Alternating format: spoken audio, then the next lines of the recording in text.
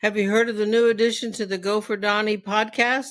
I haven't either, but it's called Switch to Channel 2. That is where Donnie will get to ask his guests some questions, so you, the listener, get to know them better. And remember, hashtag HTFU. Hey guys, welcome to Go for Donnie Switch to Channel 2. Jim is back. Thanks for being on, Jim. Jim, we have 5 random questions. So Switch to Channel 2 is whenever you're on set, you know, when you had some chatter, you'd always reach back and you'd switch that dial to Channel 2. You'd have your little chatter, everyone else is listening, and then you'd go back to your respective channels. So that's what we're doing right now. So I got just 5 random questions. First one, what got you into off-roading? You know what, man? When I was a kid, my dad raced Jeeps. My 2 of my great uncles raced Jeeps. So I kind of grew up with being surrounded by the off-road industry and racing and just Jeeps. So it's literally, I have a picture. I was like 3 or 4 months old sitting on my dad's 1971 CJ5 Jeep hood. You know, so I've been around it my entire life.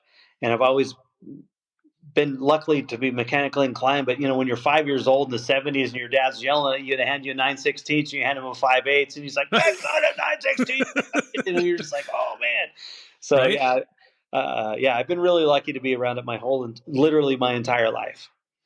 I'm so lucky. We've been around, not racing and stuff. We always had sleds and motorcycles and boats and stuff to screw around with, but never really had it like prevalent racing. I mean, that would be really cool.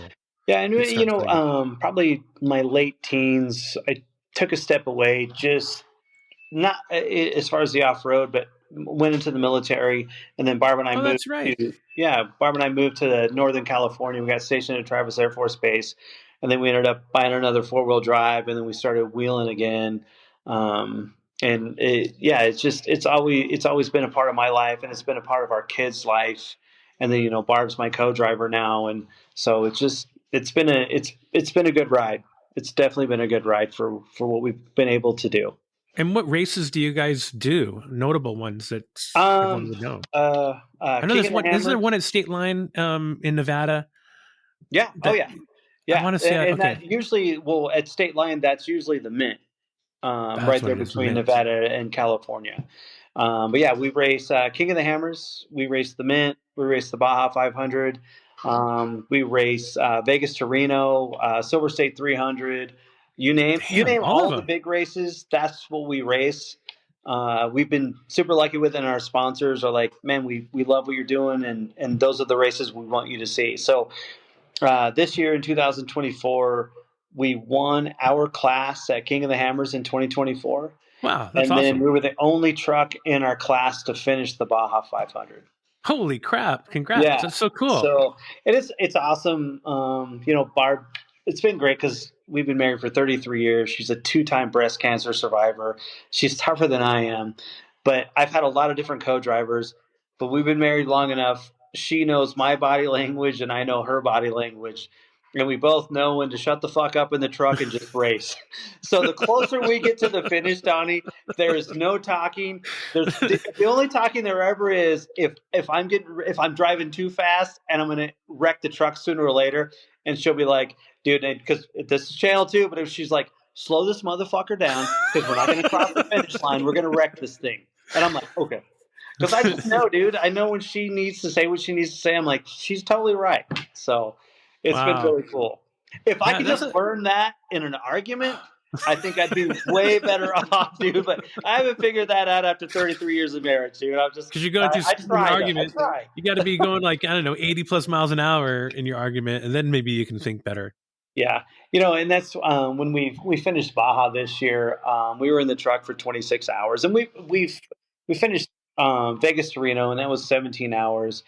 But you literally go through every emotion that you possibly can. And I don't care if you're a husband or wife, but it makes it easier when you're driver and co-driver. But you're questioning your existence on this earth. Like, why do we even do this? This is the dumbest shit we've ever done. Just getting the shit beat out of you for 18 hours. Like, that's got to, like halfway through, you got to be like, what the fuck am I doing? Like, why am I doing this? 100%. Blow a Yeah, tire, because you're out there by yourself. You have to do everything yourself. that's it. Yeah, you're just relying on the driver and the co-driver. You're relying on each other, and that's the way it works out. So, but it's been really cool. And what's even been more awesome is obviously because I've never got to race with Barb before. Now I get to race with her. So when I come home, I don't have to tell the stories to her. She's like, "Oh, that sounds cool." She's in the stories, and she's like, and that's I have a saying, dude.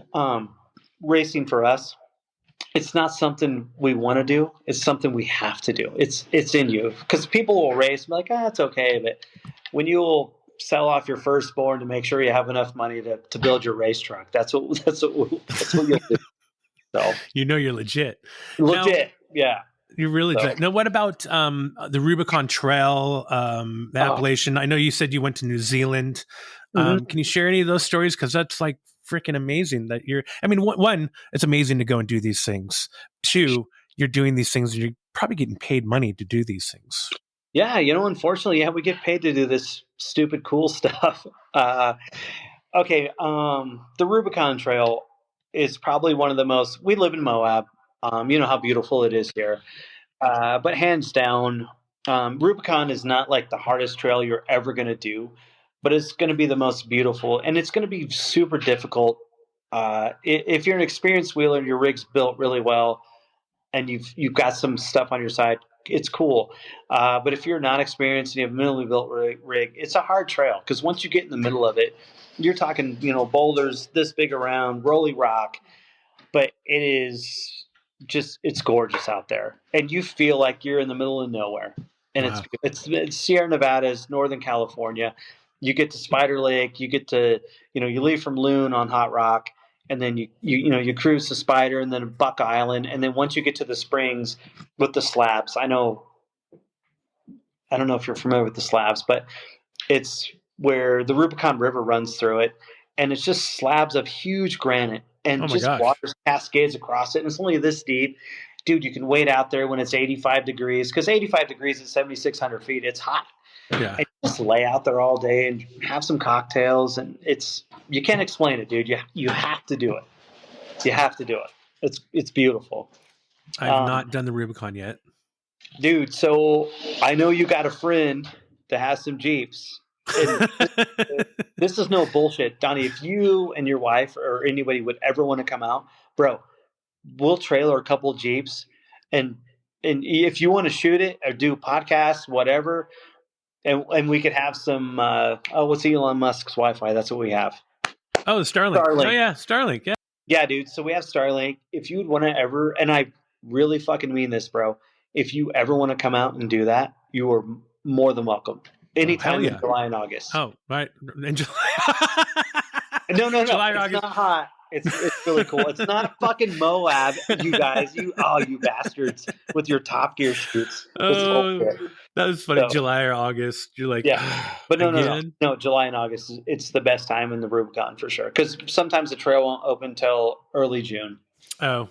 Just because of the elevation. But if you ever want to come out, man, I really mean this. Let me know. Barb and I will drop everything and run through the Rubicon.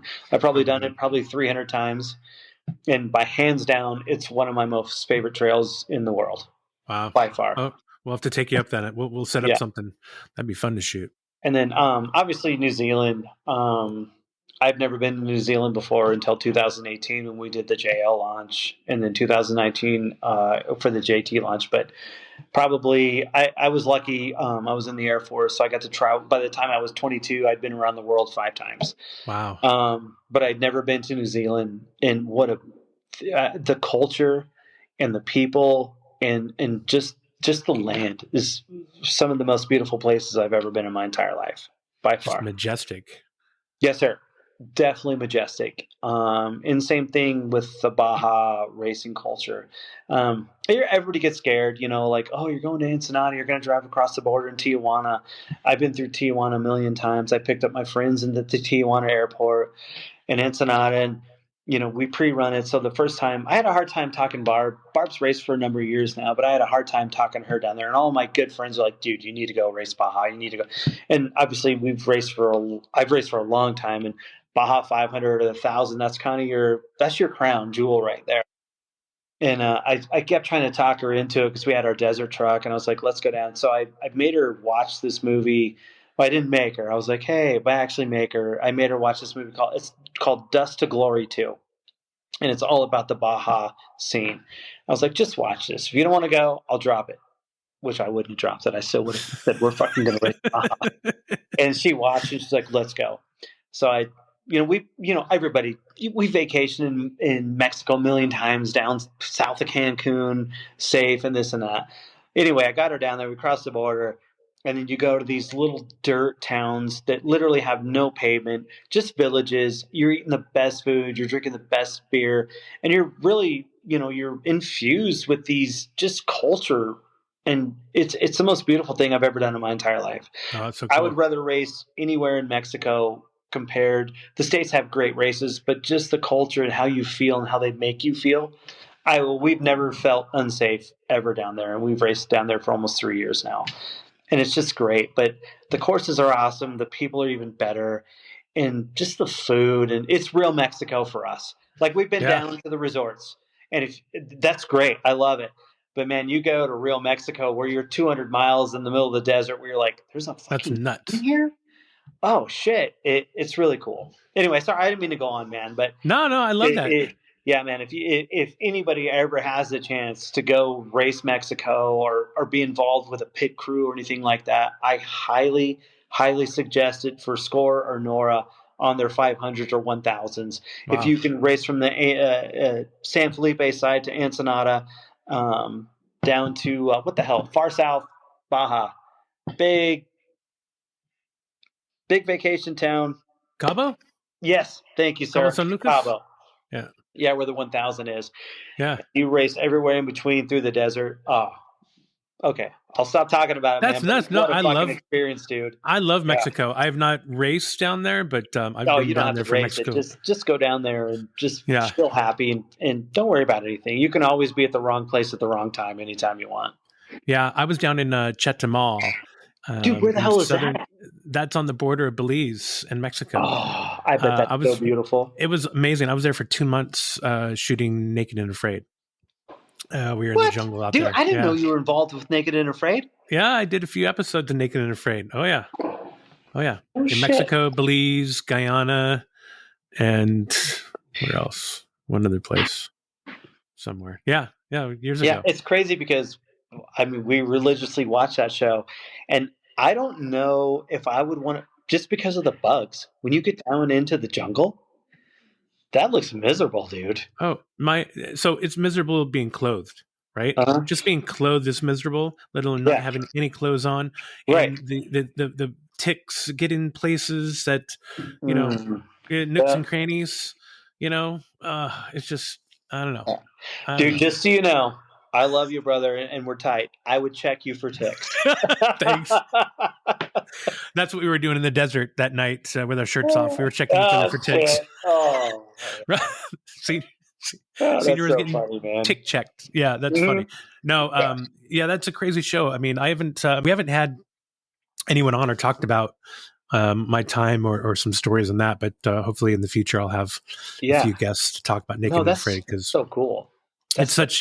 It's crazy. I mean, just being in the jungle is just crazy enough, and having to be clothed in the jungle, I just don't understand how people, do that show without clothes. Because, like you said, there's bugs everywhere, and they get knackered and bit up in their feet. And I'm like, oh, ow, no. You see hundreds of mosquito bites and all that.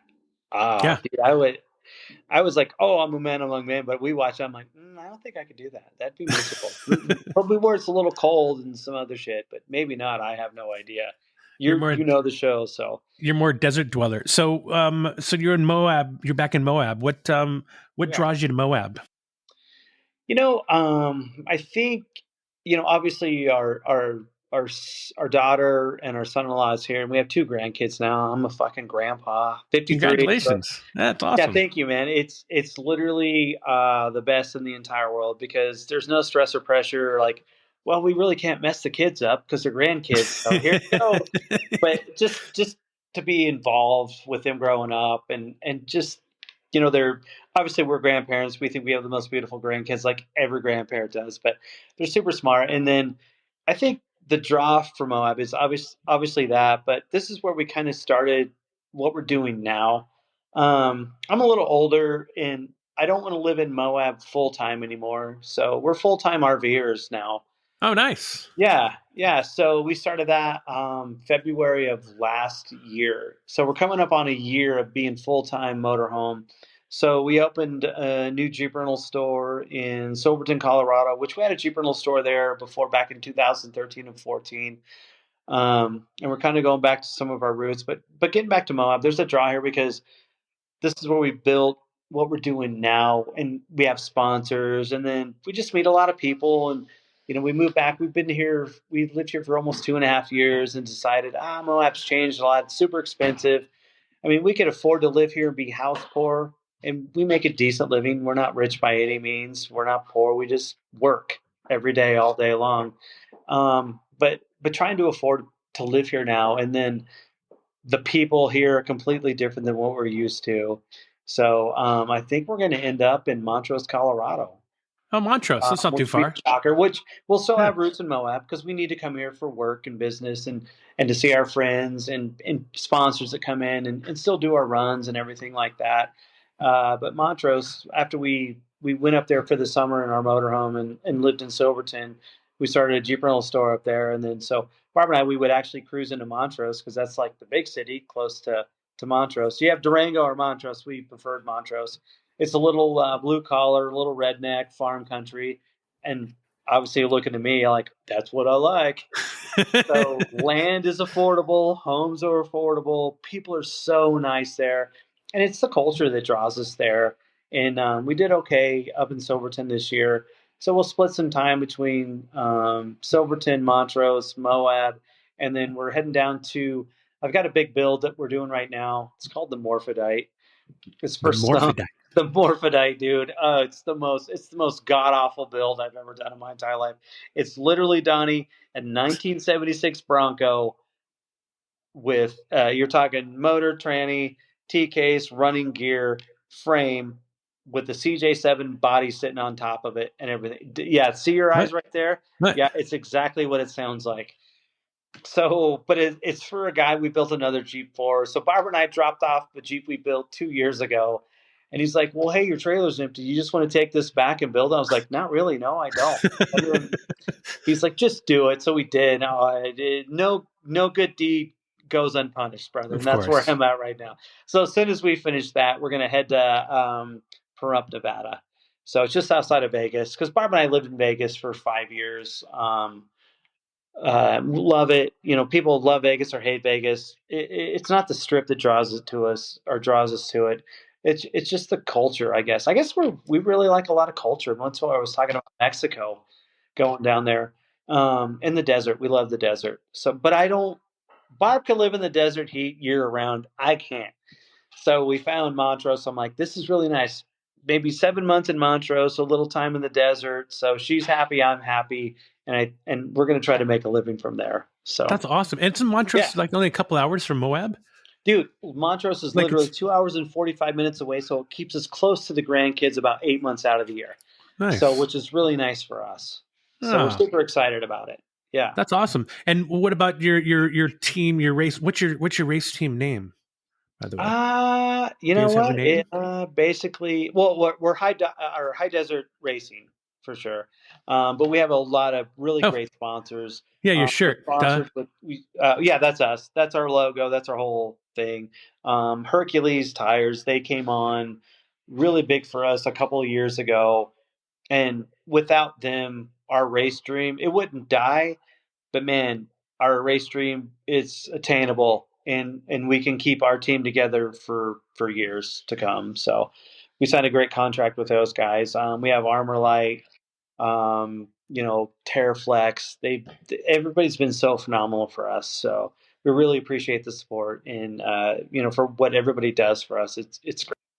How do you go about? I'm just curious, because in podcasting we have to also try to drum up sponsorship. But how do you go about it on your end when you reach out to us? Do you cold call sponsors or? Sometimes there are cold calls. We're fostering a relationship right now with somebody that we don't really know. Luckily for us, um, we've been doing it for a long time, and we've been semi-successful, obviously, with it. Not with our social media. Social media is terrible. If Barbara and I could get on board with that, I think it'd be easier for us sponsor-wise. But we'll do some cold calls. But luckily, when we started Outlaw back in the day, it kind of just progresses over into what we've done and what we're doing, and people want to be involved with us. Super lucky. And I say that a lot, but man, we've just put a lot of hard work into this. And Barbara and I, literally 7 days a week, at least 15 hours a day. Wow. So we get to enjoy a little fruits of our labor now with sponsors that do want to be involved and don't mind, like, hey, here's some product and run this, and here's a check. And so, Yeah.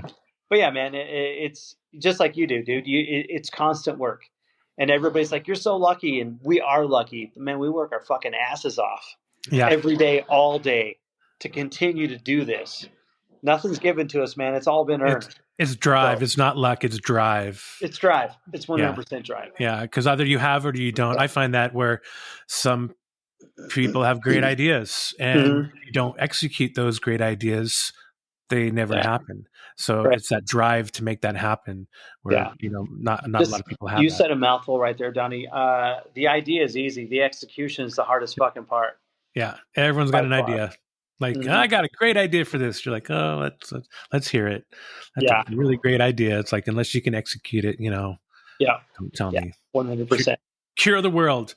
Well, Jim, I can't thank you enough for coming on and giving us a little chatter on Switch to Channel 2, but I think they're calling for us. We better get back to Channel 1 because they're always calling for me.